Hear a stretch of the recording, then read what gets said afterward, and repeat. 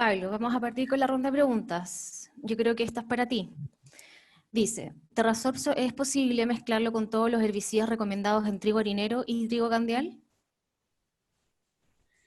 Esa es una pregunta que siempre hacen los agricultores. Lo que tenemos que tener claro en función de estos momentos de entrada que son limitantes, que son cortos, tengo poca oportunidad de entrar en el cultivo, más aún nos podría complementar Gustavo en un trigo primaveral o un trigo candial, que el periodo es incluso más corto. El agricultor siempre va a querer poder entrar la menor cantidad de veces posible y va a buscar alternativas de productos que sean compatibles y que se puedan mezclar. No es raro que los agricultores quieran mezclar herbicidas, quieran mezclar fungicidas y en algunos casos también reguladores de crecimiento.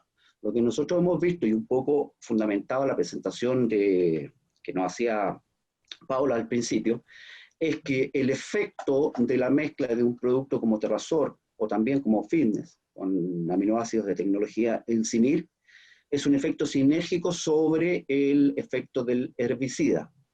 A modo de ensayo, para evitar confusiones, ese gráfico mostraba el efecto tan bueno en dosis completa por efecto igual de bueno en media dosis con el producto Terrasorb. No quiere decir que yo deba o pueda bajar la dosis del herbicida. Eso tiene que ver con un manejo de resistencia en el campo. Tenemos muy claro el problema de resistencia que se generó con el tema de las vallicas. En algunas partes hay reportes de pérdida de performance en los controles de hoja ancha. Sin embargo, por su efecto bioestimulante y además por el efecto carrier que tienen estos productos como aminoácidos, lo que hacen es permitir que penetre de mejor manera el herbicida y potencie su efecto. ¿Podemos mezclarlo? Sí, podemos mezclarlo. Puede hacerse una salvedad o un comentario. Si bien los momentos de aplicación fueron definidos en 3, también existe la tendencia hoy día práctica habitual de los herbicidas selectivos o herbicidas residuales, dependiendo de la problemática de vallica o la severidad, se hace 1 o 2.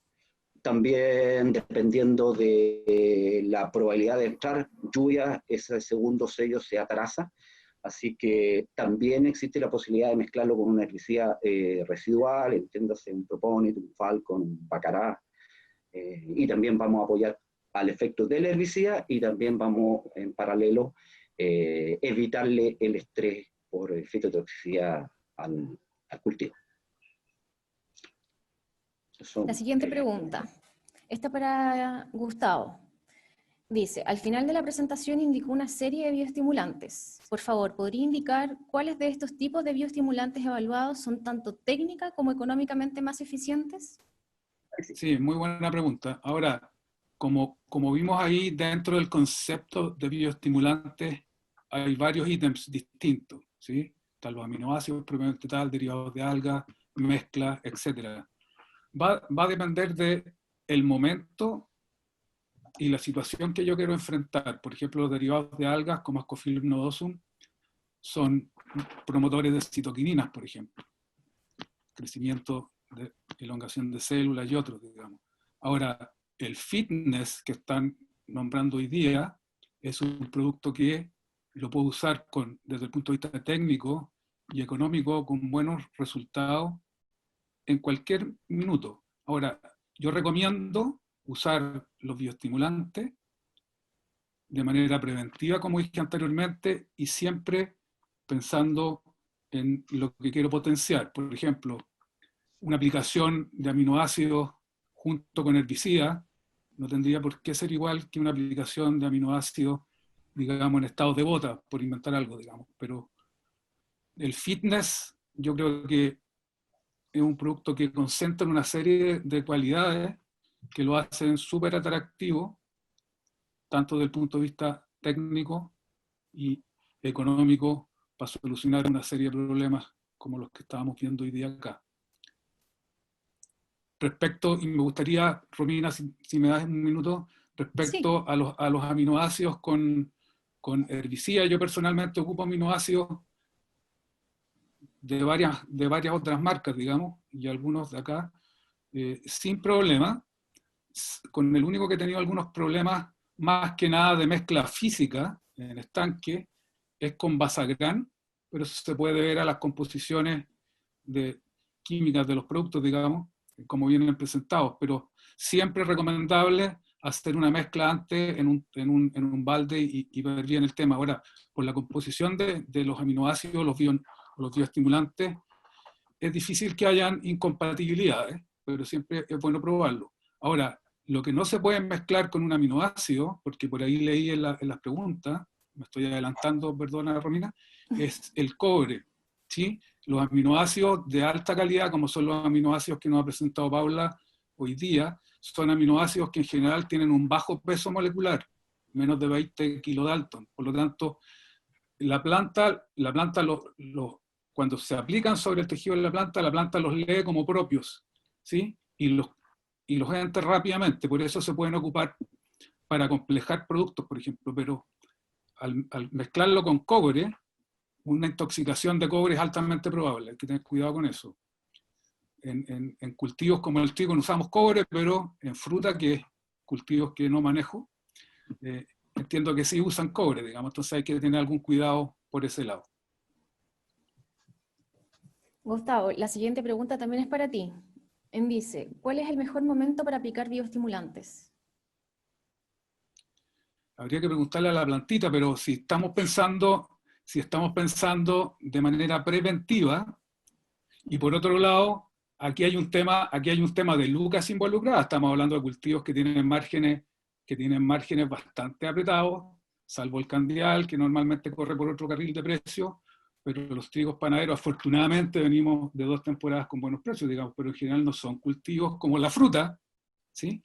Por lo tanto, yo tengo que pensar en qué minuto el producto que voy a usar va a ser súper efectivo sobre la planta para ayudarlo. No puedo entrar 37 veces al cultivo, ¿me entiendes? Tengo que tratar de mezclarlo con otras cosas. Por lo tanto, estoy un poco sujeto a eso, ¿sí? Si a mí me hicieran elegir una aplicación, porque mi billetera está flaca, una aplicación, yo haría una aplicación, por ejemplo, en trigo, en Z31, 32, fin de macolla, los primeros nudos, ¿sí? Porque ahí la planta sufre un estrés, entre comillas, interno, porque empieza a alargarse rápidamente y tiene que alimentar macolla, hoja y espiguilla que vienen pegando de atrás. Por lo tanto, va a tener un gasto mucho mayor. Y lo que tratamos de hacer con aminoácidos, por ejemplo, es que la planta focalice ese gasto donde más lo necesita y donde más lo necesitamos nosotros, que es producción. Por lo tanto, ¿cuándo? Va a depender de, 1, el presupuesto, y 2, lo que queramos empujar. En caso de trigo, ese me parece que es como bastante crítico, digamos. Por lo tanto, yo lo haría ahí. Que así como lo hago yo en mis manejos. Perfecto. Pablo, esta pregunta yo creo que nos puedes ayudar tú. Dice, ¿cuáles son las ventajas de aplicar aminoácidos más algas en trigo? Bueno, un poco lo que explicaba Gustavo, ya tenemos que estar claro qué estrés vamos a tener. Y el concepto que nos quiere dejar Gustavo es el concepto del priming, de ir acondicionando las plantas. Recordemos que en general los vegetales ante condiciones de estrés generan ellos mismos sus aminoácidos, su contenido de aminoácidos aumenta, ¿ya? Por lo tanto, hoy en día, y Paula nos mostraba en los estudios, ya no hay ninguna duda del aporte de los aminoácidos en el metabolismo de los vegetales en general, y el trigo no escapa a eso. Por otro lado, tenemos otro gran grupo de bioestimulantes que justamente son los extractos de alga, ¿ya? Por lo tanto, la gracia de un producto como Fitness, que mezcla esos dos efectos, es justamente eso, es un 2 en 1. Estoy teniendo todo el aporte de los aminoácidos, que raya para la suma es muy sencillo, le estoy generando un ahorro de energía a la planta, estoy evitando que ella se desgaste en producir sus aminoácidos, producto de los estreses que sí va a ser sometido, que muchas veces no los vemos. Por eso lo que nos contaba Pablo también, que una manera de ver estos estreses es a través de la interpretación del índice del NDVI. Y en segundo lugar tenemos obviamente todo el aporte hormonal. Nos contaba también Gustavo que los extractos de algas son precursores de principalmente cetoquininas, también algunas auxinas. Por lo tanto, la ventaja de usar este producto va por tener el aporte de 2 tipos de de bioestimulantes, y si me permiten también, una segunda derivada del efecto de los extractos de algas en todo lo que tiene que ver con el metabolismo de los fitorreguladores o hormonas de crecimiento, de las hormonas vegetales. También hemos visto algunos ensayos en otras especies que se comporta al igual que el aporte de productos de frentón hormonal, que tiene un doble aporte.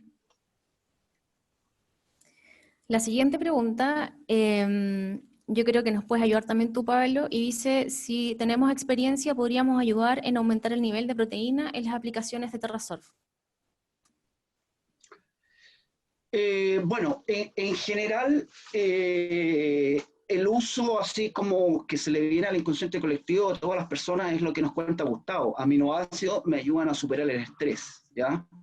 Pero también, en la opinión de otros investigadores, participé en una de las charlas de Juan Hirschel, y lo voy a citar, creo que está presente por ahí, independiente de si yo tenga estrés o no, el uso de aminoácidos hacia finales del cultivo siempre me va a aportar en mejorar el tema de la proteína, ¿ya? Recuerden que ahí hay una interacción entre el azufre, el boro, algo tiene que ver el zinc, el manganeso, todo eso está mediado por procesos fisiológicos que están mediados por enzimas, así que de todas maneras que una aplicación final de un producto como Terrasurf o incluso más como Fitness, en ambos casos el aporte de los aminoácidos, estas fracciones que van de entre el 6, 9 a 15% de aminoácidos, van a apoyar el aumento de la proteína. Sí, perdón, yo también quiero comentar Paula. algo. Justamente lo que hacemos con la aplicación de estos aminoácidos es ahorrarle la energía a la planta, que la planta tenga los elementos esenciales para generar las proteínas y potenciar el proceso que la planta necesita, ¿cierto? Entonces lo que estamos haciendo es evitando que la planta gaste energía en romper sus proteínas y elaborar sus aminoácidos para volver a formar nuevas proteínas, ¿sí? Estamos facilitando eso. También quiero aprovechar, perdón, de hacer un comentario con respecto a nuestros productos fitness, ¿cierto? Mezclado, o los aminoácidos como Terrasurf mezclado con cobre, porque nosotros tenemos un hidróxido de cobre pentahidratado, que es el Phyton, y por eso la mezcla, como decía Gustavo, de los aminoácidos con cobre que sean fitotóxicos va a depender de la calidad del cobre, ¿cierto? La calidad que nosotros tenemos en Phyton, nosotros lo hemos probado en aplicaciones en hortalizas y en árboles frutales, mezclas de Phyton con Fitness o Phyton con Terrasurf, y lo que se ve es que el efecto en controlar las enfermedades por parte del Phyton anda muy bien, de manera muy buena, ¿sí? Entonces también va a depender, hay que tener cuidado ahí con el tipo de cobre que estamos mezclando, con los aminoácidos en este caso, ¿sí? Gracias, Paula, por complementar la respuesta.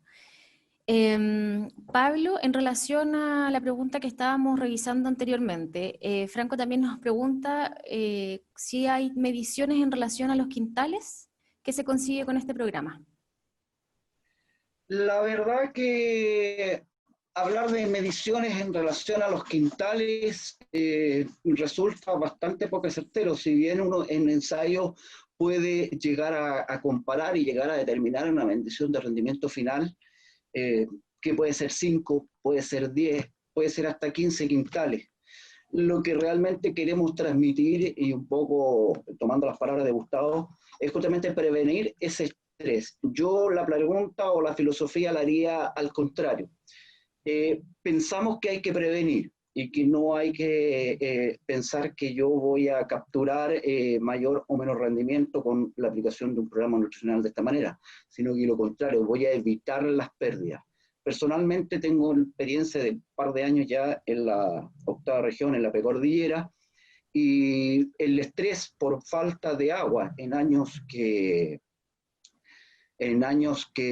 se corta el agua y deja las precipitaciones en octubre y de ahí pasamos noviembre y diciembre, generalmente vemos diferencias de rendimiento de más o menos 15 quintales. O sea, un año con lluvia hasta el 1 de noviembre, 15 quintales más de rendimiento, tenemos rendimiento en el tenor de los 75, 85 quintales, años secos desde que se acorta el agua, no llueve más en septiembre, 15 quintales menos de rendimiento, y tenemos rendimientos promedios en la zona de 65 a 70 quintales. ¿Ya? A eso sumemos que hoy en día los potenciales de rendimiento de las variedades modernas son altísimas, las variedades que han desarrollado algunas empresas privadas y particularmente el trabajo que ha hecho el Instituto de el INEA, nos posiciona hoy día con una oferta genética para los agricultores en trigos invernales sobre 100 quintales, y en trigos candiales nivelares, Gustavo nos puede corroborar, los rendimientos pueden llegar a 120 y 130 quintales.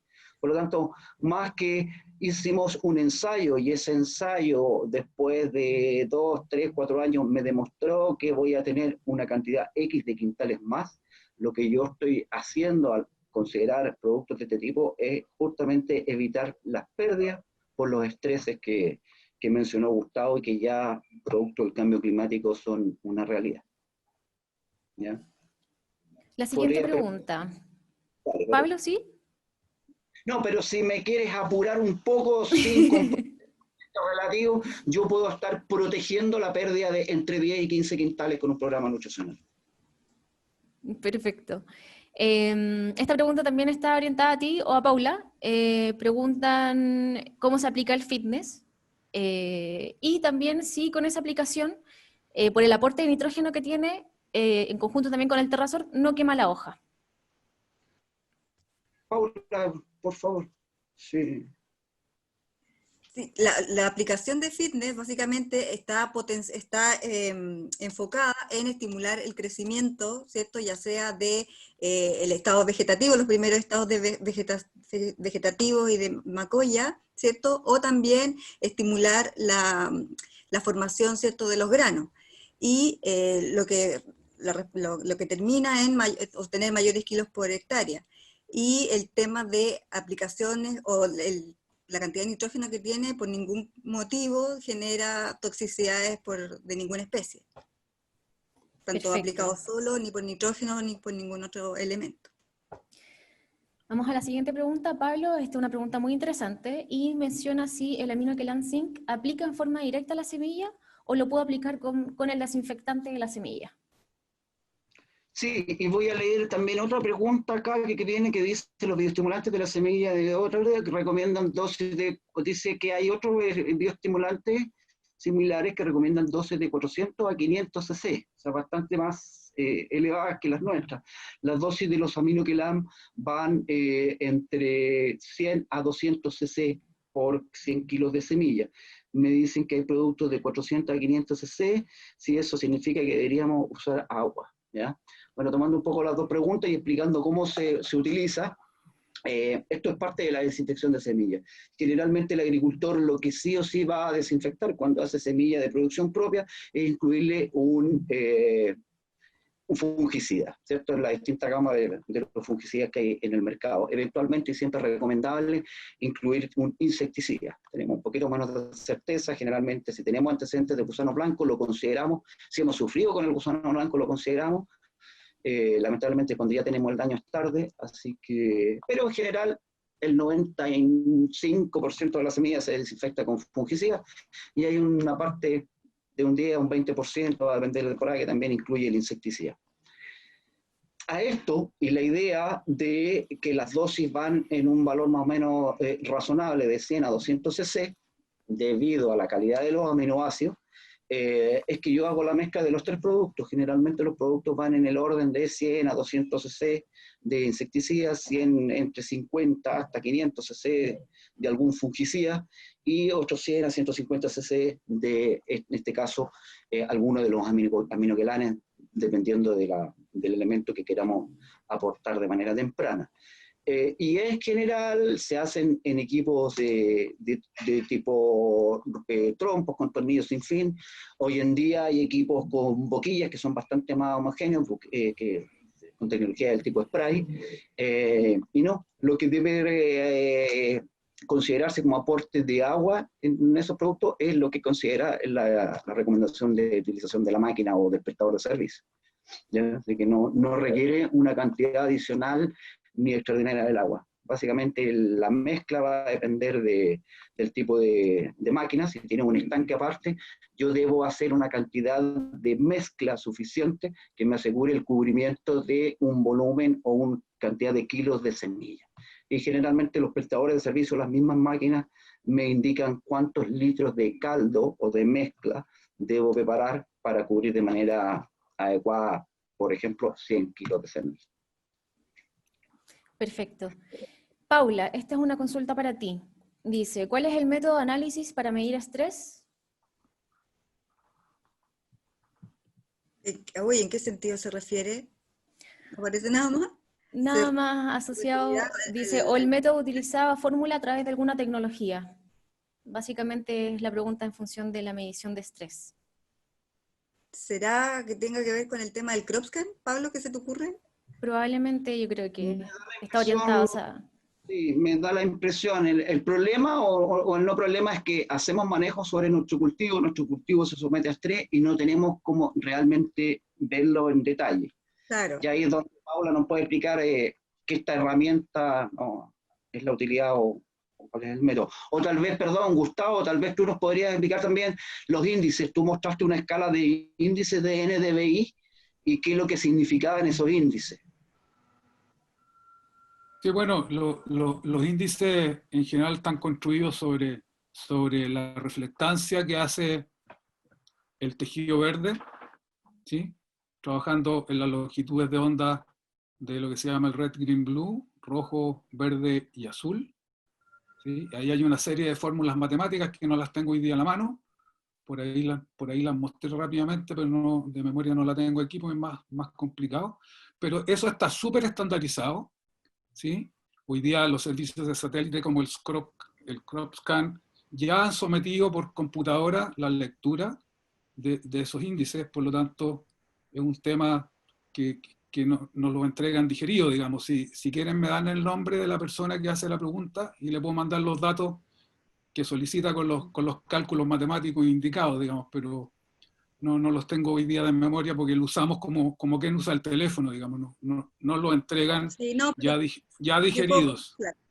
Yo puedo complementar que, claro, lo que se utiliza es, como decía Gustavo en su presentación, básicamente son las longitudes de onda que van que es una ecuación entre el infrarrojo cercano menos el rojo visible dividido por la suma de ambos factores. Y eso es lo que genera un número entre 0 y 1.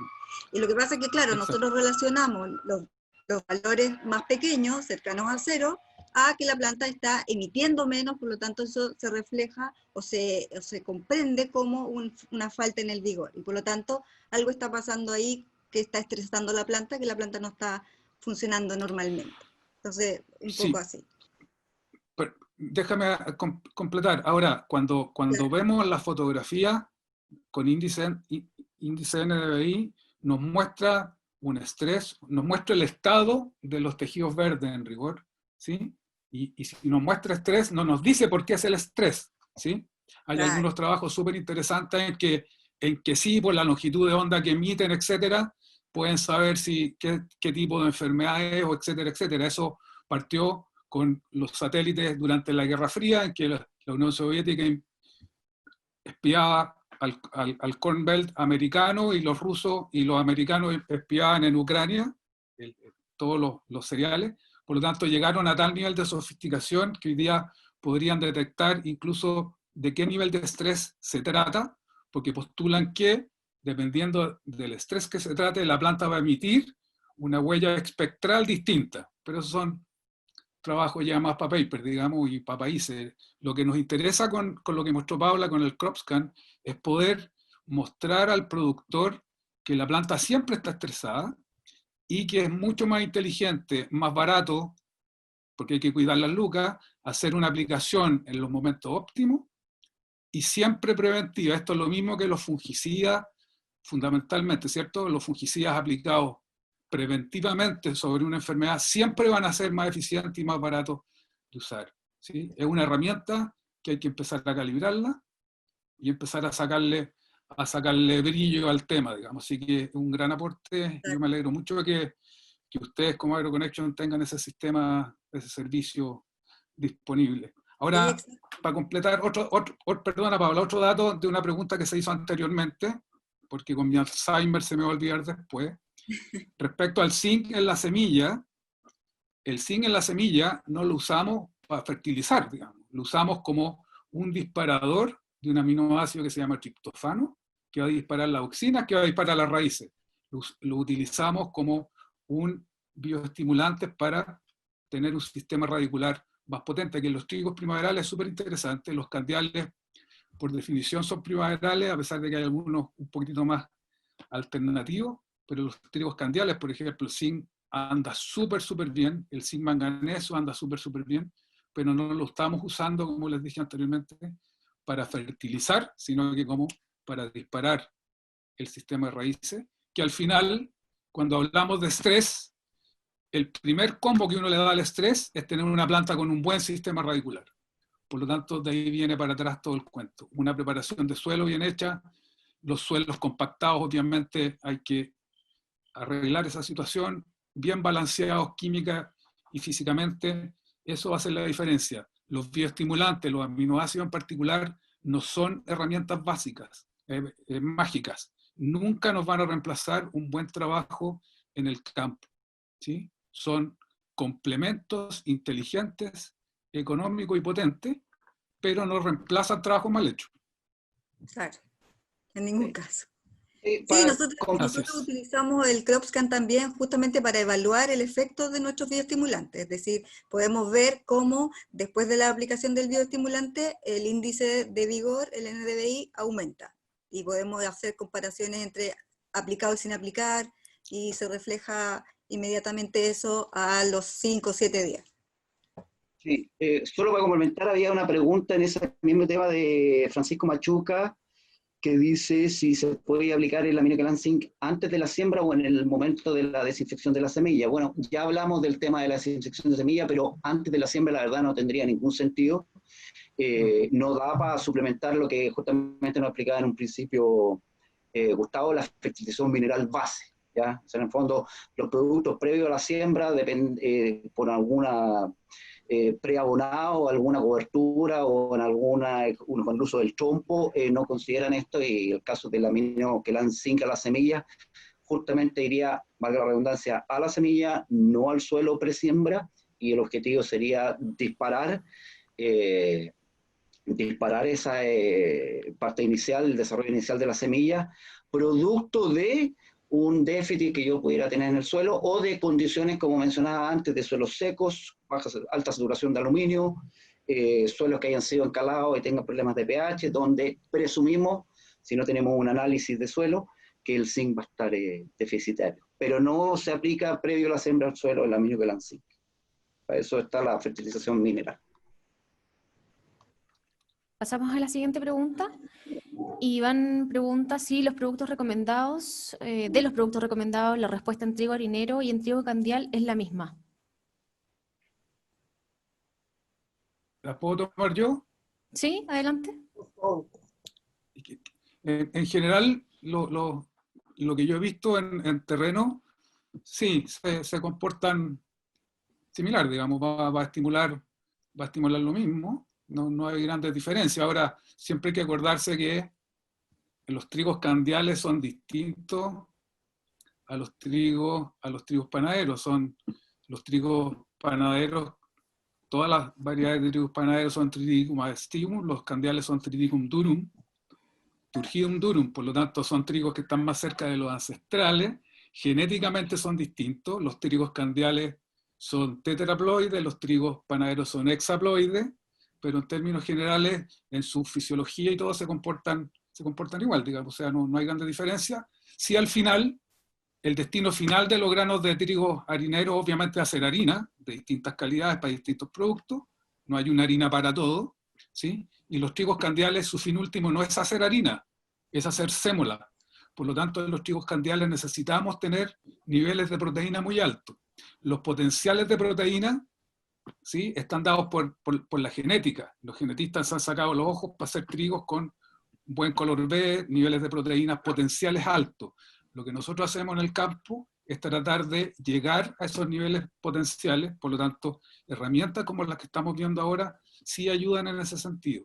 En el sentido que la planta va a concentrar toda su energía en producir proteína al final, digamos, pero basarse solamente en aplicaciones de aminoácidos para lograr proteína suena como arriesgado, ¿sí? Nada va a reemplazar una buena fertilización de base, porque acuérdense que la planta no necesita solamente nitrógeno ni aminoácidos, ¿sí? Para hacer las proteínas, necesita un montón de cosas más.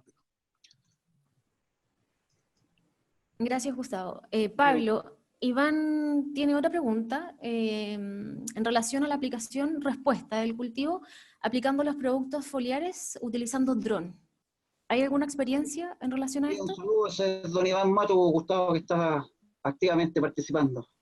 De hecho, de ahí te voy a decir que nos hace un comentario respecto de lo mandatorio que resulta el zinc en Candiales. Y después tú podrías hacer algún comentario que nos corrobora eso, Iván, que es mandatorio el zinc en los Candiales. Así es. Bueno, la tecnología tecnologías de aplicación. Vamos a otro tema ahora ya más allá del producto. Considerar siempre que el éxito de una aplicación, cuando yo elijo un fitosanitario, el éxito el efecto que yo busco, sea un bioestimulante, un fungicida, un insecticida, el efecto biológico, el éxito biológico de esa aplicación, obtener el resultado que yo quiero va a depender en un 50% más o menos del producto. El otro 50% va a depender de la manera en que yo lo aplico.